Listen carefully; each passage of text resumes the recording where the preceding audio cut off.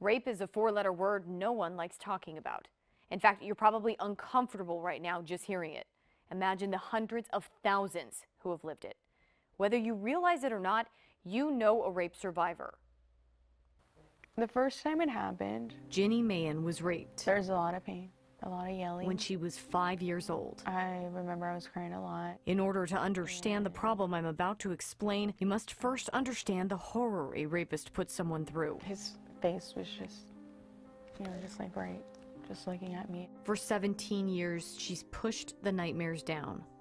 It happened like multiple times. Her attackers knew each other. He was in my room and the second gentleman comes in and he's like, "What are you doing?"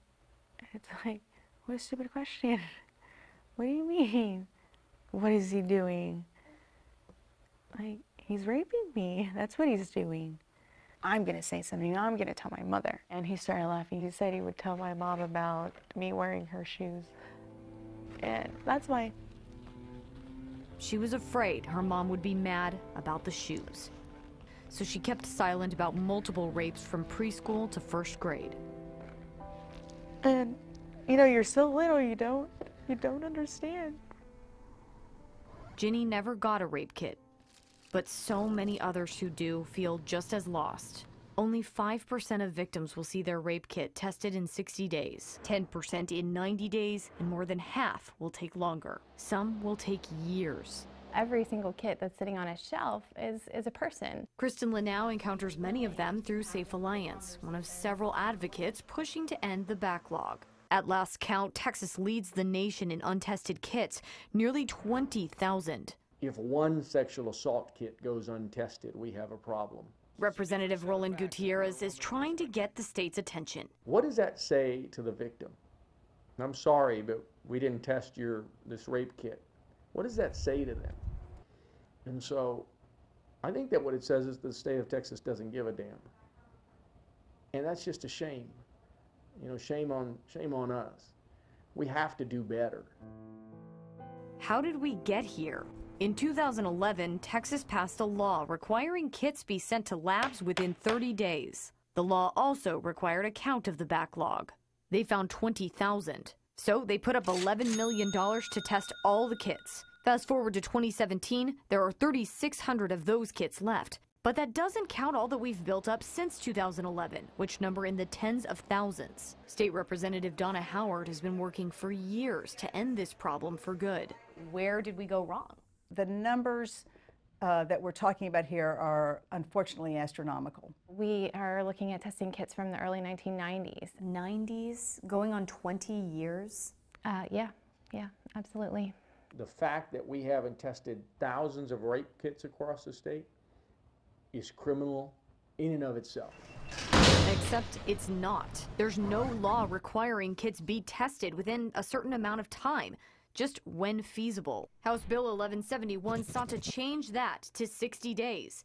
It failed because it's an unfunded mandate. In other words, it would have required labs test the kits whether or not Texas picked up the tab. Who's responsible for this issue?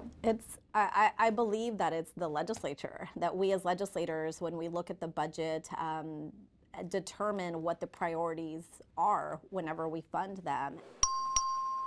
And while State Representative Victoria Nyave is happy the House Appropriations Committee added $4.2 million dedicated solely to ending the backlog, it's not enough. Kits cost anywhere between $500 and $2,000 each. So testing 20,000, for example, would cost the state $10 to $40 million. Even if the money was there, Greg Cox with the Travis County District Attorney's Office tells me the state doesn't have the capacity. There are only so many scientists even qualified to do this kind of testing, only so many labs. There are 19 labs in Texas, and in Austin, the shuttered DNA lab's pending cases flooded the market. We didn't understand potentially the gravity or the depths of challenges that we had. At the last audit, Austin Police Department's Assistant Chief Troy Gay counted more than 2,500 cases awaiting DNA testing. 2/3 of those are sexual assault kits. And testing them could also ensure your safety. The DNA in these kits is often connected to other unsolved cases, identifying repeat criminals living in our communities or exonerating the innocent. Do you feel like the legal system is failing people right now? I feel like that's a good question. I think the legal system is doing the best it can to cope with this very real, very large problem. These people are still alive. I want justice, and I want them to pay for what they did. Who's at fault here for this whole debacle? I don't think we can place it on any one party or any one system. I think it's a variety of factors. I think society ignores sexual violence. Like with Jasmine Hernandez, she's the only survivor to come forward publicly in the Baylor sexual assault scandal. It's not just neglect at this point, it's a complete turnaround of the culture within the administration of the school. Baylor police turned her away because it didn't happen on campus. She went to see a psychologist. They told her they were booked through the entire semester. There's this whole group of us that are kind of getting left behind. It's just this kind of re-amplification of the knowledge that they're really not doing anything to fix the damage. Women were threatened with their scholarships.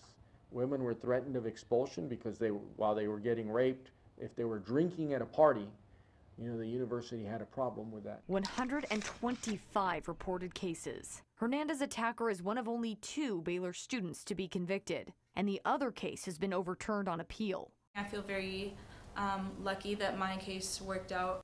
Did you catch that?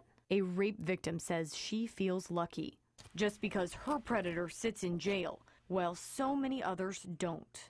I think it definitely scarred me for life. It changed a lot of things for me. Because she didn't report her rape, Ginny may never get justice like Jasmine. But neither will any other victim who did report, whose kit sits collecting dust.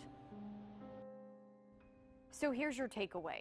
Even at 20,000 kits, it would cost the state a maximum of $40 million. We're spending 4.2 of the state's $218 billion budget.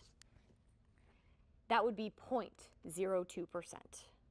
More money is spent on enforcing bingo laws, film and music marketing, and beautifying the Capitol.